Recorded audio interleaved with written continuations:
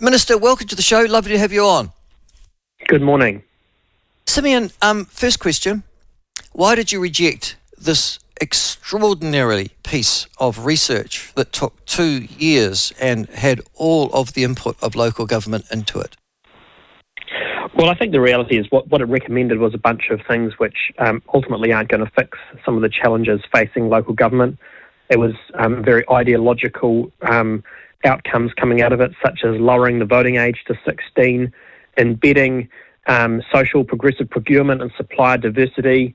It was forcing STV onto councils rather than the current voting system, mandating mana whenua appointments to councils. These aren't the issues that I think are actually being grappled with by local government at the moment in regards to funding and financing or engaging local communities. This is simply these recommendations, most of them were very ideological, very left-wing, and actually not actually addressing the real issues that local government actually need us to address. So rejected that report, but of course we're very focused on working with local government, particularly around infrastructure and housing issues and funding and financing for water, because ultimately there are some big issues facing local government which need to be addressed.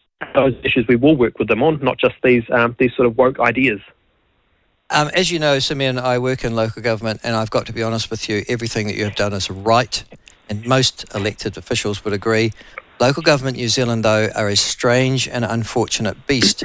They've come out and said that they are very upset with you for not actually taking this report seriously. Is there something wrong with that organisation, do you think? Well, the report seriously and reject it, because many of these recommendations are completely at odds with what actually need to be addressed of government. So we took the report, we looked at it, and we rejected it. Ultimately, local government New Zealand needs to focus on what local government is about, roads, in the ground. What's the story? And those key issues, and those we have with local government every single day, rather than trying to mandate mana whenua appointments onto local government. Yeah, no. So I'll talk about that later on with platform listeners. But yeah, no, you've done the right thing. Don't get me wrong. Listen, the thing that worries me is that local government seems to be ploughing on the rate rises, for example, double-digit rate rises all throughout New Zealand, irrespective of what local people think.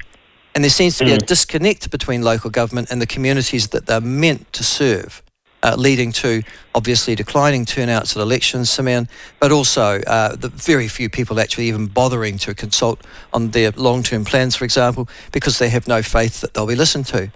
They have a credibility problem. Is that their problem, or can you do something about it?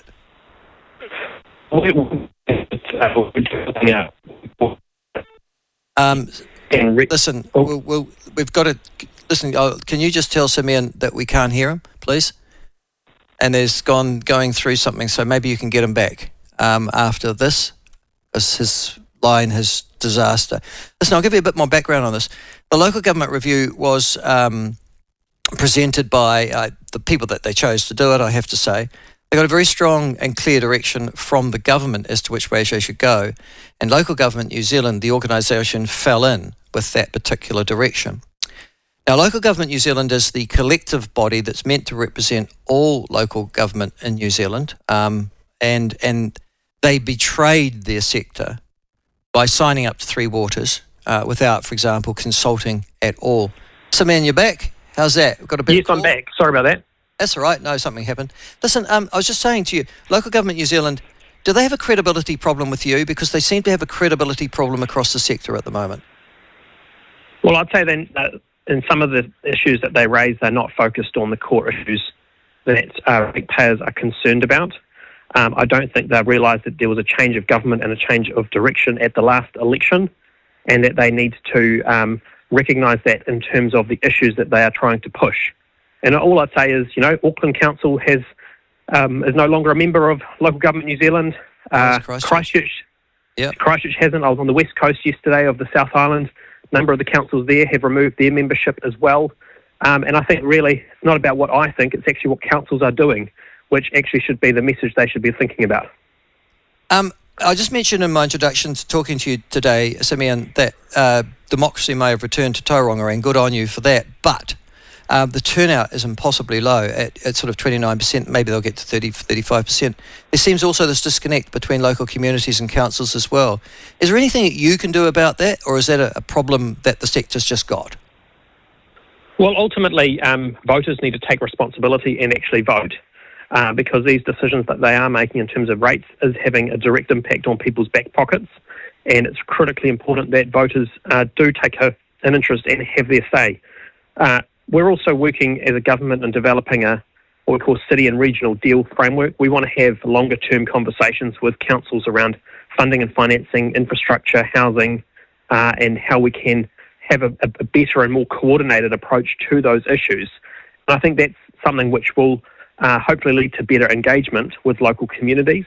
But ultimately, it's going to require, councils ultimately hold many of the tools which enable economic growth, housing, infrastructure in our communities, and they actually need to be supportive of those things as well. And so those are the conversations we're going to be developing as part of that New Deal approach. One of the things that is sort of talk about ideology is something called localism. Which seems to be, it depends which way you look at it, what it means.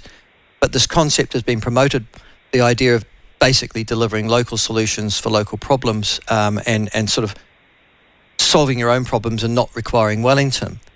I guess before you'd want to go down that path from a central government role, you'd want to make sure that local government knew what they were doing first, wouldn't you? Well, 100%. And ultimately, local government is there for a very clear purpose to serve local communities with local infrastructure, the roads, the pipes, the stormwater, the wastewater, the rubbish, the services and libraries and community facilities. That is their core role. And we want to ensure that councils are focused on their core business. Localism isn't about saying councils should be doing everything that government is doing. Government has a very clear role in regards to a range of issues. And what does frustrate me is when we see councils getting involved directly in issues which are very much central government issues and putting further costs onto ratepayers. That's not acceptable, particularly when ratepayers are facing a cost of living crisis and increasing rates. They need to stick very clearly to what their core business is. But the other point I'd make in terms of this concept of localism is, actually, localism sometimes means giving local ratepayers actually a direct say in decision making. And local government New Zealand has